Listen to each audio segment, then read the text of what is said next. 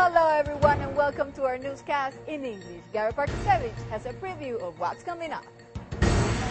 Lost funds. The U.S. government cut support from 3 Colombia Army fronts for human rights violations. Car crash. A huge accident in Villavicencio leaves 2 dead and several injured. Black market. Paramilitary groups are now buying children to either join their cause or to kill them. Big oil. Colombia explores a huge new area to drill for black gold. And finally, delicious treats. Take a peek at some of Quindío's traditional dishes. The United States government is withdrawing support for 3 Colombian military units allegedly accountable for killing innocent men and presenting them as guerrilla fighters. RCN News contributor Gary Parkasevich has the story. Gary. Well, Samara, with a new president coming to office in the United States, Colombia is now closely watching how much its ally will support them in the coming years. Unfortunately, though, with the recent scandals surrounding the Colombian armed forces, some of that support is now going away. U.S. Ambassador William Brownfield has confirmed the withdrawal of U.S. government funding for 3 Army units for human rights violations. Brownfield, however, has not yet specified which of the fronts are affected by this decision. The ambassador then used this opportunity to apologize to Defense Minister Juan Manuel Santos.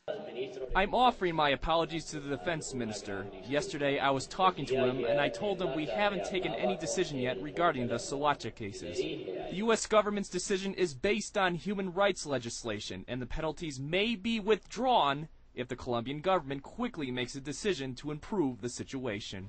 And it is, in fact, a tough blow to the Colombian military, who annually receives several millions of dollars of support from the U.S. government. The Colombian government, however, is still investigating all of these military scandals. Reporting for RCN News in English, I'm Gary Parkasevich. Samara, back to you. Thanks, Gary. A tragic traffic accident has occurred near Villavicencio. 2 people are dead and 15 are injured after a truck collided with a public transportation bus. Rescuers worked for more than an hour to free trapped passengers inside the bus. New paramilitary criminal groups are buying children and young men in different Bogota neighborhoods. Some men trick the boys into offering them new fake job opportunities. The mother of one of those disappeared boys reported the same man who offered her son a job confessed to her that he sold her son for 150,000 pesos to the Black Eagles criminal organization. And now let's take a quick look at some other news in Colombia. In Barranquilla, 2 hitmen got into a kindergarten school during class, shooting 2 people. School bus accidents have gone down in Bogota within the past year. Drivers, however, are still committing infractions. 213 alleged members of Los Rastrojos criminal band were captured in several operatives. The Fiscalía accuses them for trafficking chemicals to illegal drug processing plants. 12 detainees pleaded guilty to the charges. A group of public and private organizations will meet for 2 days in Bogota to start a monitoring system for children and teenagers' rights.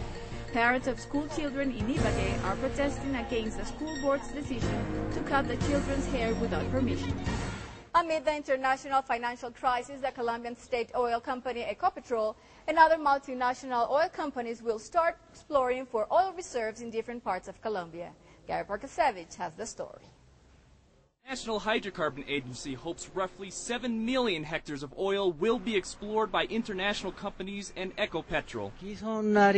We've got different areas. In Llanos Orientales, we've got heavy crude. In the Caribbean coast, gas. And in the Western Range, gas and oil. The territory to be explored is divided into 43 blocks. Out of those 43, 20 are expected to have reserves for 200 million barrels. We hope the work will be over 3 years from now. The Mines and Energy Minister says this exploration is being developed between the worldwide financial crisis and the decreasing prices of crude oil, showing Colombia as a potential oil producer. These lands have roughly 250,000 and 300,000 hectares. So we hope big companies will exploit them. Nowadays, Colombia's oil reserves reach 13,000 million barrels, which guarantees oil until 2016. For RCN News in English, I'm Gary Parkasevich.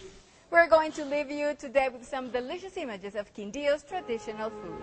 Exquisite dishes were presented in Armenia during a gastronomic festival. For starters, the typical sancocho for love was among the favorites. Then gourmet food with a taste of coffee was prepared. There was the risotto with coffee, the salmon with a coffee liqueur, and a mashed yuca. There were also traditional arepas filled with cheese, as well as ones filled with pork, chicken, and meat. Enjoy these images of the best of Quindío. That's it for today. See you on our next edition. Bye-bye.